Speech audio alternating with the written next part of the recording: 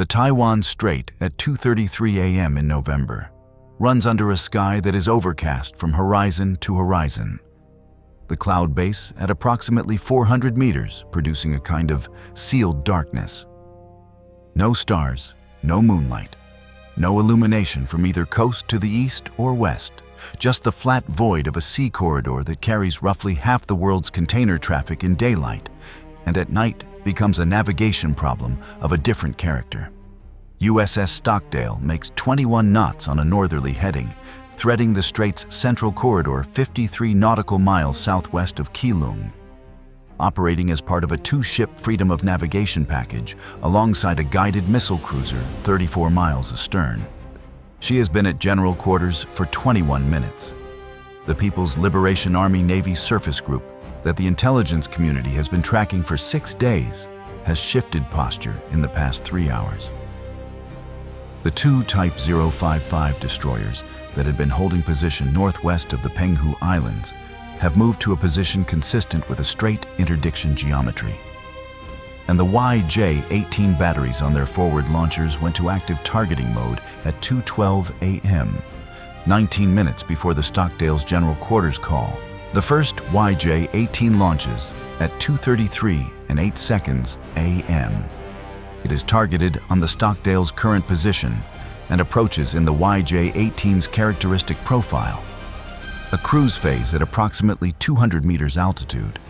Then at 14 miles, a terminal sprint transition to Mach 3, approaching its sea skimming altitude from the northwest. The Stockdale's SM-2 intercept is generated at acquisition. The first SM-2 fires at 2:33:41 a.m. It intercepts at 2:34 and 9 seconds a.m. at 17 miles. The intercept is successful. The YJ-18's primary guidance system is disabled, and the airframe begins fragmenting. What continues downrange from the intercept point at 17 miles is a debris field. The YJ-18's propulsion section, its fuel system residue, its structural framing, and the warhead section, which does not detonate. The second SM-2, fired as insurance 9 seconds after the first, achieves a secondary intercept at 9 miles that disperses the larger fragments. What reaches the Stockdale at 2:34:31 a.m. is not a coherent projectile. It is a dense cluster of fragments. The largest, approximately 8 kilograms. The smallest, below 0.5 kilograms. Distributed across a 200-meter arc centered on the Stockdale's forward superstructure bearing. Most pass over or around the ship. 3 fragments impact the ship's forward superstructure between frames 18 and 26 at velocities ranging from Mach 0.4 to Mach 0.8. None of the 3 fragments penetrate the main hull. None cause structural damage to primary ship systems. None start a fire, none breach the hull, none reach the engineering spaces. The damage assessment team topside at 2:34:55 a.m. reports 3 impact marks on the forward superstructure cladding, no hull breach, no fire, no observable critical system damage. The assessment is correct about what can be observed. What cannot be observed from topside is the condition of the VLS power distribution panel in the forward equipment space at frame 22. The forward equipment space is a utility compartment between the forward mast and the VLS launcher deck, housing the power distribution panels that feed the Mark 41 VLS forward module, the forward CIWS mount, and several ship service distribution loads in the forward section. The space is enclosed, unoccupied during normal operations, and accessible from the interior through a scuttle in the 01 deck. The largest of the 3 fragments, 8 kilograms at Mach 0.7, passed through the superstructure cladding at frame 22 and struck the external face of the forward equipment space's port bulkhead, which faces the superstructure exterior. The fragment did not penetrate the bulkhead. The bulkhead is 12 millimeter structural steel, and the fragment's energy was substantially absorbed by the superstructure cladding before reaching the bulkhead. But the fragment's impact on the external bulkhead face transmitted a mechanical impulse into the space interior. The forward equipment space contains, on its interior port bulkhead, the VLS power distribution panel, the distribution board that takes 440-volt power from the forward MSB and distributes it to the VLS module hydraulic system, the VLS fire control interface, and the VLS cell hatch actuators. The mechanical impulse from the fragment impact on the external bulkhead face has been transmitted through the 12mm steel to the distribution panel mounted on the interior face. The panel is mounted to the bulkhead with 6 mounting bolts. The impulse has sheared 2 of the 6 mounting bolts.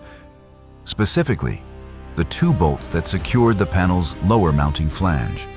The panel has pivoted on its remaining 4 upper mounting bolts, rotating approximately 35 degrees from its normal flat against the bulkhead position.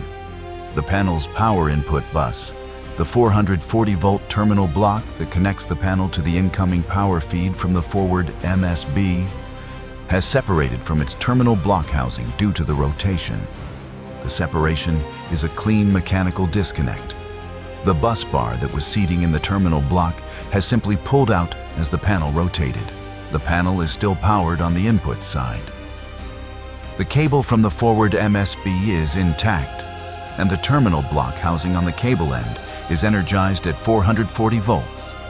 The panel's load side, the distribution to the VLS systems, is not powered because the bus bar that was connecting the input to the distribution circuitry is now displaced by 35 degrees and no longer in contact with the terminal block. At 2:34:44 a.m., the VLS system status in CIC changes. All VLS cell status indicators go to fault. Not to safe, not to degraded, to fault, which means the VLS control system has lost its power connection and cannot communicate with or control any cell in the forward module. The forward module has 32 cells. All 32 cells are at that moment loaded, 29 SM-2 missiles and the 3 SM-6 missiles that were not fired in the intercept of the first YJ-18. 32 missiles. The VLS system cannot fire any of them. The EW operator reports at 2:34:51 a.m. The Type 055 destroyers to the northwest have not detargeted. The YJ-18 batteries remain in active targeting mode. The first engagement has been observed and assessed by the Chinese surface group. They know the Stockdale intercepted the first missile. The tactical picture from their position is: the Stockdale is still in the strait, still maneuvering, still radiating SPY-1D. The ship appears intact. They do not know the VLS is offline. The second YJ-18 fires at 2:35:22 a.m., 51 seconds after the first intercept. Same launch geometry, same target profile. The Stockdale's SM-6 in the aft VLS module, the 64-cell module, which is on a separate power distribution panel that has not been affected by the frame 22 bulkhead impact, is available. The aft module has SM-6 missiles remaining.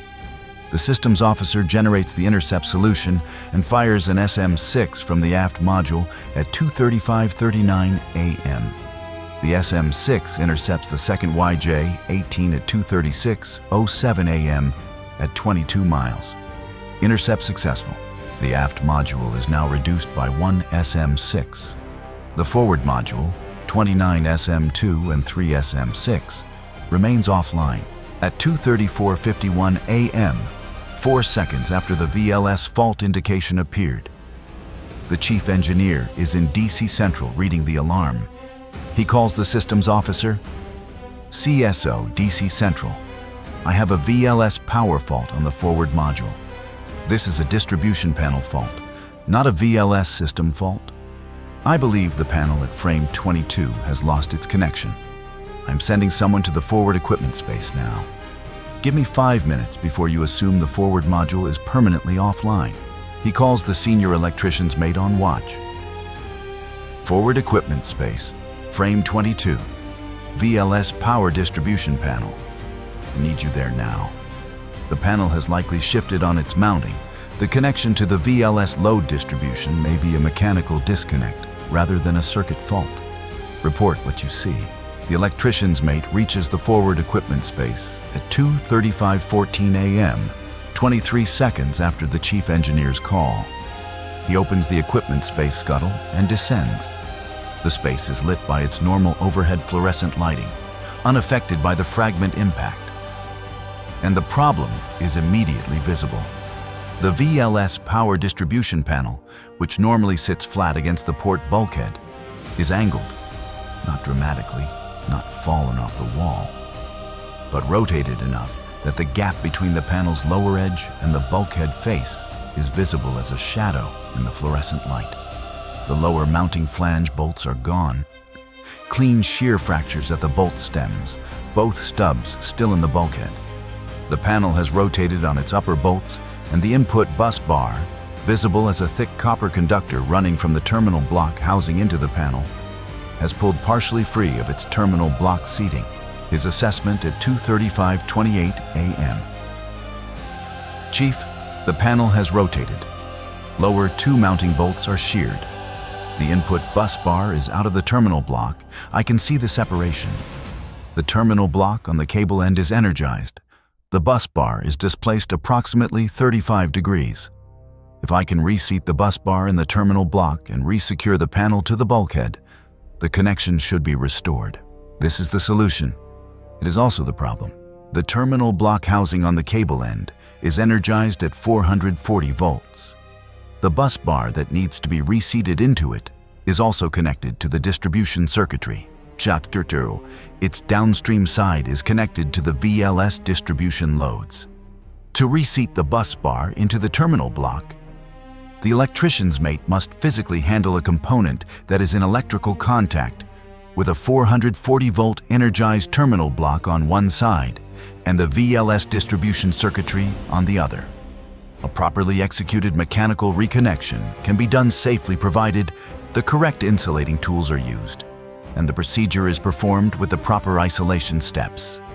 But reseating the bus bar while the downstream distribution circuitry is connected to 32 VLS cells worth of hydraulic actuators, fire control interfaces, and cell hatch motors requires verifying that none of the downstream loads have developed a fault condition that would cause an inadvertent current draw when power is restored. The electrician's mate cannot perform a full downstream verification in 5 minutes. The standard pre-energization check, physically inspecting all load connections at each distribution point downstream of the panel, includes the VLS hydraulic panel, the fire control interface panel, and the cell hatch actuator distribution board. 3 separate panel locations. Under normal conditions, this is an 18-minute procedure. Under current conditions, general quarters, ship at 21 knots, second YJ 18 just intercepted, third probable. 18 minutes is a timeline that the commanding officer and the systems officer will find problematic. The chief engineer's response to the electrician's mate at 2:35:41 a.m. I hear you. Here is what I need you to do. Do not attempt a full downstream verification. We don't have the time. I need you to check one thing and one thing only. The VLS hydraulic accumulator panel, which is the highest risk downstream load. If the hydraulic accumulator has not developed a short circuit, the risk of a damaging fault on restoration is low enough to proceed. The hydraulic accumulator panel is the gray cabinet on the aft wall of the forward equipment space, lower left. Check it visually and with the insulation resistance tester in the electrical toolkit. If the test shows nominal insulation resistance above 1 megohm, report to me and I will authorize the reconnection. The electrician's mate locates the insulation resistance tester in the electrical toolkit. It is a 500-volt DC megohm meter, standard issue in the shipboard electrical repair kit, and connects it to the hydraulic accumulator panel's incoming terminals. The test takes 40 seconds.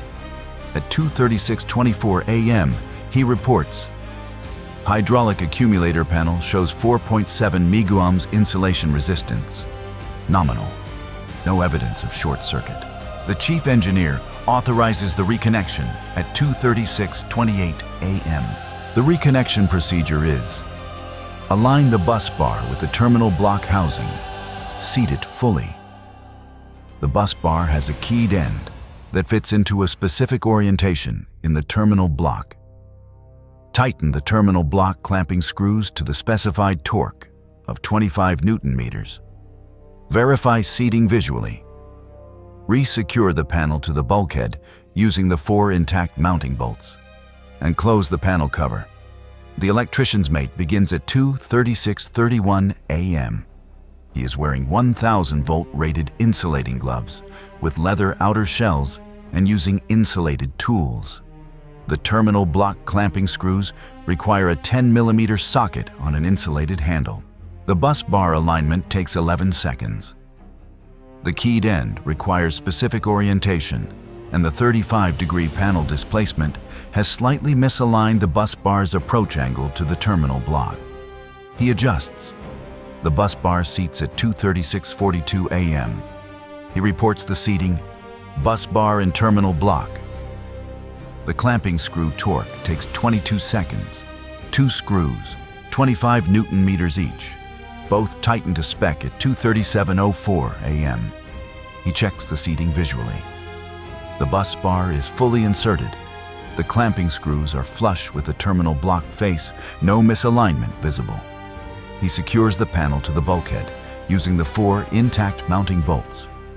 Hand-tight plus quarter turn, appropriate for an emergency remounting that will be properly torqued at the next maintenance period. Panel secured at 2:37:19 a.m. He closes the panel cover and calls DC Central. VLS power distribution panel reconnected and resecured.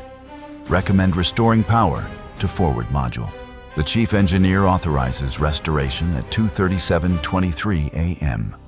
The forward MSB's distribution to the forward equipment space panel has been held in a breaker open condition since the fault indication. A protective measure the automatic system took when it detected the loss of load from the panel. The chief engineer closes the distribution breaker at 2:37:25 a.m. Power flows through the reconnected terminal block to the VLS power distribution panel's load side. The VLS hydraulic system in the forward module powers up at 2:37:27 a.m. The hydraulic accumulator receives the 440-volt supply and begins pressurizing. The hydraulic system requires approximately 45 seconds to reach operating pressure following a power restoration. The VLS fire control interface powers up at 2:37:29 a.m. and begins its initialization sequence. The cell hatch actuator distribution board powers up at 2:37:31 a.m.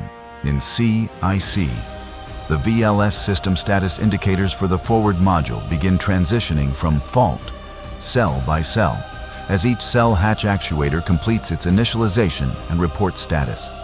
At 2:37:49 a.m., 22 seconds after power restoration, the forward module hydraulic system reports operating pressure. The fire control interface completes its initialization at 2:37:52 a.m. and reports ready at 2:38:02 a.m. And the systems officer reports forward module online. All 32 cells showing ready. VLS fully operational. The total time from the VLS fault indication at 2:34:44 a.m. to the forward module ready report at 2:38:02 a.m. 3 minutes and 18 seconds. During those 3 minutes and 18 seconds, the Stockdale has been operating with its forward module offline. The aft module provided interim defense capability. The SM-6 from the aft module intercepted the second YJ-18 at 2:36:07 a.m. If a third YJ-18 had been fired during the window when the forward module was offline, the aft module would have engaged it. The aft module had sufficient SM-6 inventory for 1 additional intercept with acceptable probability. 2 aft module intercepts of a third and fourth missile would have reduced the aft SM-6 inventory to a level that the systems officer and the commanding officer would have characterized as a planning concern. 3 minutes and 18 seconds was inside the margin. Not comfortably inside the margin, inside it. There is no third YJ-18. The Type 055 destroyer's targeting radar goes to standby mode at 2:38:17 a.m. 15 seconds after the forward VLS module comes back online. The EW operator interprets the standby transition as consistent with a tactical reassessment following 2 failed intercept attempts and an observably intact target. The Chinese surface group does not re-engage during the remainder of the Stockdale Strait transit. The forward equipment space is assessed at 2:45 a.m. when the immediate tactical situation has stabilized. The assessment confirms 2 mounting bolts sheared by mechanical impulse through the 12mm bulkhead. The panel is re-secured with its 4 intact bolts. Temporary. The 2 sheared bolt stubs will require extraction, and the mounting flange will require re-drilling at the next maintenance period. The VLS power distribution panel itself is undamaged. The rotation and reconnection did not damage the panel's internal circuitry, and the terminal block is confirmed to be holding the reconnected bus bar at full specified torque. The chief engineer was asked at the debrief whether the decision to bypass the standard 18-minute downstream verification and substitute the single hydraulic accumulator insulation test had been deliberate or improvised. He said it was deliberate. He said the standard 18-minute verification addresses a specific risk, that a downstream load has developed an insulation fault that would cause a short circuit when power is restored, potentially tripping the MSB breaker and creating a more significant power fault. He said the hydraulic accumulator is the highest current load in the VLS distribution, the load most likely to produce a damaging fault if a short circuit exists. He said if the highest current downstream load showed nominal insulation resistance, the statistical probability of a damaging fault in the lower current downstream loads was below the threshold that justified delaying restoration, while a third missile was potentially incoming. He said he chose the 40-second test over the 18-minute procedure, not because the procedure was wrong, but because the procedure was written for a context where time is not a constraint. Time was a constraint. He was asked what would have happened if the insulation resistance test had shown a fault. He said he would have had the electrician's mate trace the fault in the hydraulic accumulator panel, a more focused investigation than the full 18-minute procedure, and estimated whether the fault could be isolated quickly enough to restore partial VLS capability before the tactical situation required it. He said he was fortunate that the test showed nominal resistance on the first check. He said he was also fortunate that the electrician's mate reached the forward equipment space in 23 seconds, which tells you something about where that petty officer was when the general quarters alarm sounded and how he got there. 1 YJ-18 debris fragment, 8 kilograms at Mach 0.7, impacted the forward superstructure exterior at frame 22 at 2:34:31 a.m. VLS power distribution panel displaced by mechanical impulse through bulkhead, 2 mounting bolts sheared, input bus bar separated from terminal block, forward VLS module, 32 cells, 29 SM2, 3 SM6, offline at 2:34:44 a.m. Aft module engaged second YJ-18 at 2:36:07 a.m. Insulation resistance test on hydraulic accumulator panel authorized at 2:35:41 a.m. Result nominal at 2:36:24 a.m. Bus bar reconnected and panel resecured at 2:37:19 a.m. Forward module power restored at 2:37:25 a.m. Forward module ready at 2:38:02 a.m. Total offline duration 3 minutes and 18 seconds. Chinese surface group targeting radar went to standby at 2:38:17 a.m. No further engagement. Ship status operational. The insulation resistance tester that the electrician's mate used in the forward equipment space at 2:36:24 a.m. is a 500-volt DC MEGOM meter. It is in the shipboard electrical repair kit. Standard issue on every Arleigh Burke-class destroyer. It weighs approximately 0.4 kilograms. It cost the Navy approximately $400 at the last procurement cycle. The forward VLS module has a procurement value of approximately $85 million. The 29 SM-2 missiles and 3 SM-6 missiles in that module at the time of the event represent an additional $52 million of ordnance. The $400 instrument told the chief engineer in 40 seconds that a $137 million weapons system was safe to re-energize. He trusted the instrument. The instrument was right. The VLS was ready. The strait was clear. The math worked out. Not because of luck, but because the right tool was in the kit and the right person knew to reach for it.